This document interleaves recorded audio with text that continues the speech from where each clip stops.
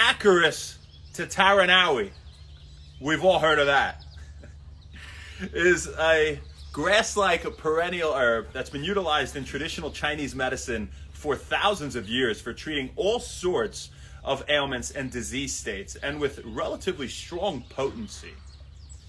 Recently, they did a trial where it was shown to improve symptoms in people with Alzheimer's when combined with medication and polyalga tenuifolia. That's another herb utilized in traditional Chinese medicine.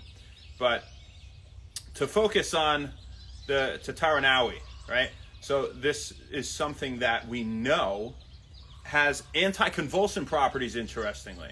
It has antiepileptic properties, antidepressant, anti-anxiety, antifungal, anti-fatigue, neuroprotective properties, and a protective effect on the brain against the development of neurodegenerative diseases like Alzheimer's or Parkinson's disease. So, Acorus tatarinowii.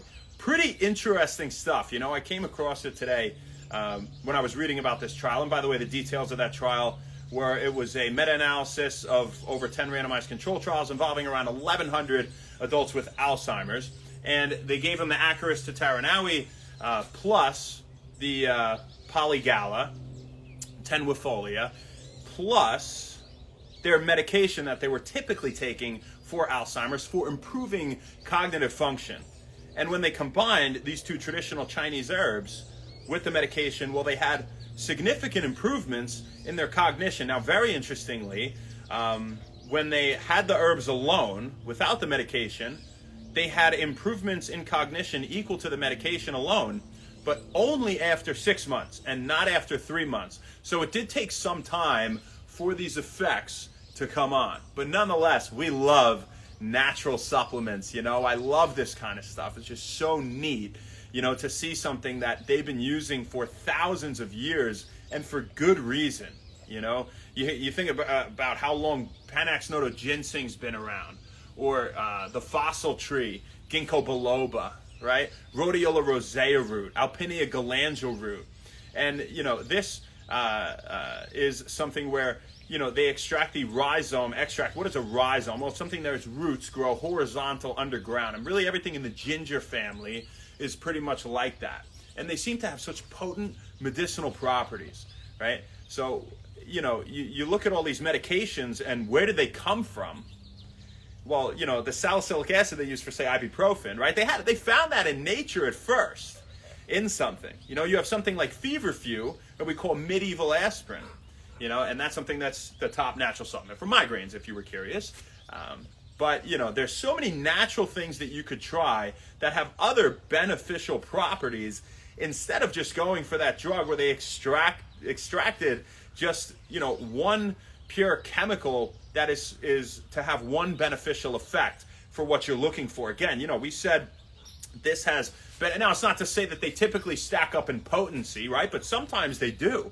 You know, when you talk about Alzheimer's, you know, you talk about acetylcholine boosters, whether it's alpha glycerol phosphorylcholine, alpha GPC, you can find that in SuperU. It improves learning, focus, attention, memory, mood, motivation, facilitates muscle contraction, boosts brain-derived neurotrophic factor, has neuroprotective effects on the brain. It's a great thing, right? You know, it has glycerol and phosphate. Those are components of neuronal cell membranes, so it helps to keep the cell membrane healthy, protected from oxidative damage, right? And to help improve the cell signaling that goes on inside the cell and the gene regulation within the cell.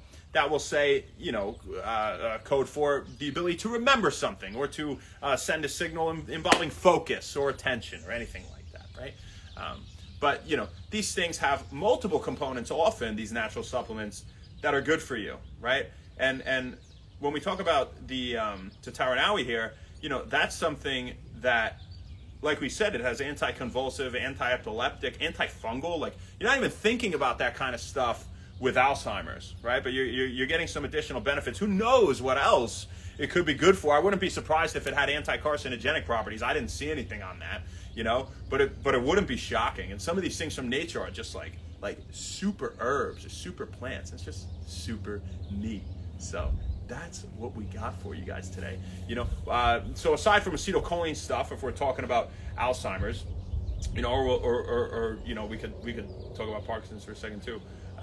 But you know, you have something like acetylcholinesterase inhibitors like Huperzia serrata, right? That's a firmos, I think, huperzine A, right? And that's something that it inhibits the breakdown of acetylcholine, that learning neurotransmitter we were talking about. Whereas alpha GPC will increase levels of it. Huperzine A blocks the thing that breaks it down. Now, it's been shown to have equal potency or greater potency to rivastigmine or donepezil, and these are drugs that they use commonly for Alzheimer's. So do your own research, right? Do your own research and find what's truly potent that's out there, not what some company has gained the ability to regulate, right, and to produce and patent. You know, they got that from somewhere, and a lot of the time, guys, the drug is more potent than what you're going to find. You know, it's hard to find something in nature that does reduce pain to an equal degree as, say, something like ibuprofen, at least specific types of pain, right? You know, I typically, I personally don't recommend taking, you know, NSAIDs. It could, you know, damage your gut lining. It could cause peptic ulcers, right? Things like that if taken for long periods of time, you know. So that is some fascinating stuff. Now, if you're going to look into something like this, also look into the fact that, you know, what is the dosage, right? I mean, don't just look at one study, look at a few and see what exact amounts did they use that showed these beneficial effects in humans, right? And also, if they only have a lot of animal studies, or maybe they're, you know, scarce amounts of human studies, look at the equivalent dosages that it would be for, you know, say a human, right? And not everything follows a threshold response or a dose-dependent response, meaning, you know, it's gonna do more as you have more. A lot of these plants and herbs follow what we call hormesis, right? Especially adaptogens. You know, those are plant compounds that help to reduce stress and anxiety and inflammation, right? They help your body better deal with stress and anxiety in the future. And they follow a hormetic dosage principle typically. Some examples would be rhodiola rosea root or ginkgo biloba, we were just talking about. Bacopa monnieri would be another one, right? And so, you know, ginseng is probably the best known. And they follow a curve like this, right? So more is actually going to do less at some point, maybe toxic, where if you had that moderate dose, you know, too low might not do enough, but that moderate dose would be just right in that sweet spot.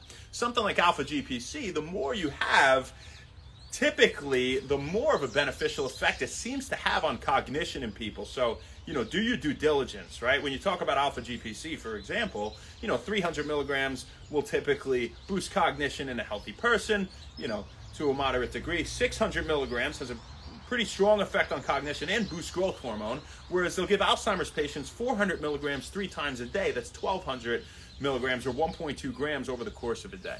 So that is what we got. I hope you found it as cool, interesting, and fun and neat as I did. So we got a couple birthdays up in here today. Who do we got? We got Ivo von Glasenapp. Happy birthday, man. I haven't seen you in too damn long. I better see you at my 4th of July party, you bastard. You better be there. And Sean Flanagan, happy birthday, bro. You were at the last party I had, and I appreciate you coming. You know, I hope I see you too, you know, very soon. And on the 4th of July would be an honor. So, you know, I would really love that. But this is for you guys. Happy birthday to you. Happy birthday to you. Happy birthday, dear Ivo and Sean. Happy birthday to you. And many, many, many more. Listen to the birds, man. They're chirping for you guys today. You got a beautiful day. Happy birthday. Your day in the book of One Wellness. Let's see what we got on here. Say what's up. We're going to rock and roll and enjoy our Saturday. Ma, you're the best. I love you. Oh, Stefano, thank you. Hey, Trey, what's up? Bull City King. How we doing, people? Ma, you're so great. Ruben, what's up, Brandon? Andex, Fabio, Tim Cook, Alejandro, Francis, Callum, Vasco Kent. Ash, what's up, girl? How you doing? Happy Saturday. Susan Corby, Joey, what's up? Della Gregory, and Rendas P. and Salsai Banez. Thank you for coming on, being the first one quick to the gun. We appreciate the support, and thank you everyone else. As for now, so we got for you folks. We'll see you tomorrow, baby. Not sure where, not sure when, but we'll see you then. Have a great one. Happy Saturday. Happy When Wellness. See you later.